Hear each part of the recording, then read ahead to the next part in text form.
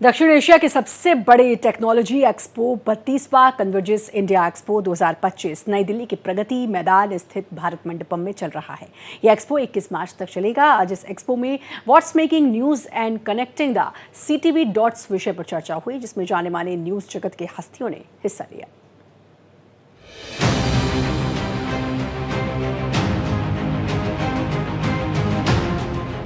Traditional broadcast वक्त के साथ कितना बदल गया है और आगे इसमें और कितनी संभावनाएं हैं, इसमें एआई का क्या योगदान रहेगा, इन सभी विषयों पर कन्वर्जेंस इंडिया एक्सपो में चर्चा होगी। इस चर्चा में हिस्सा लेते हुए भारत एक्सप्रेस के सीएमडी उपेंद्र राय ने कहा कि जिस तरह मानव सभ्यता में एक के बाद एक कालखंड में बदलाव आया, इसी तरह से टीवी की दुनिया में भी बदलाव आ गया है। 1959 में देश में टीवी आया, जिसकी 7 शहरों में इसकी सेवा शुरू की गई, लेकिन अब बदलाव के साथ जिस तरीके से हमारी टेक्नोलॉजी अपडेट हो रही है, टीवी भी एक मोबाइल में मल्टी फंक्शन के साथ आ गया है। अब और 8वां कालखंड में उसको मानता हूं, जो जिस युग में हम जी रहे हैं, जो एआई का युग है, जो स्टार्टअप का युग है।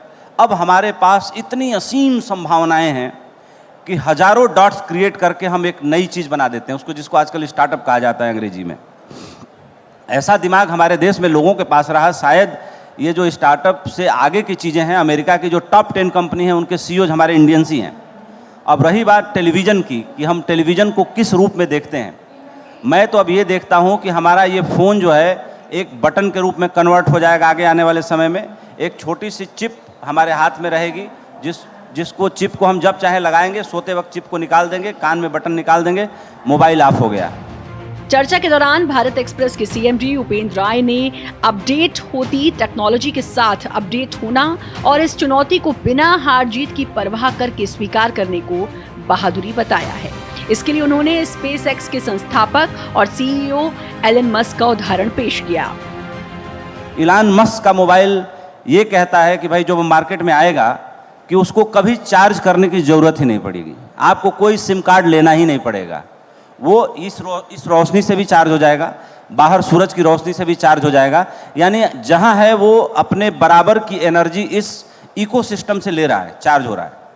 आपको कोई नंबर नहीं लेना पड़ेगा, क्योंकि जो है स्टारलिंक के जो सैटेलाइट हैं स्पेसएक्स के, वो ऑलरेडी आपको नंबर अलॉट कर देंगे। आप उस पर भी टीवी देखते रहिए, अपने वर्चुअल हाथ में जो आपके पोर्ट लगा है उस पर भी आप जो चाहिए देखते रहिए। यानी कि ये जो मोबाइल हमारा है अब ये बटन के आकार में हो जाएगा, इतना सूक्ष्म हो जाएगा।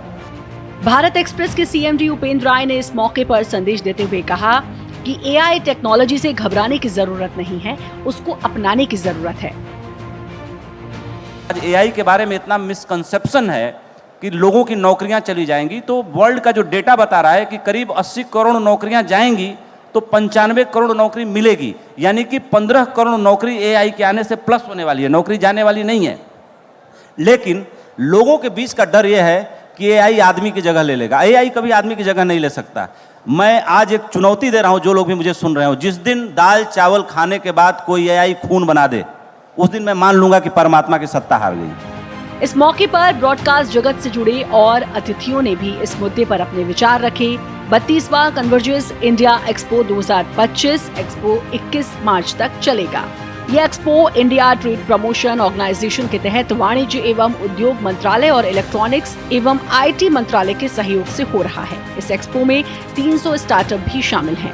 भारत एक्सप्रेस के लिए कैमरामैन आलोक सक्सेना और शरद बारिक के साथ कोमल शर्मा।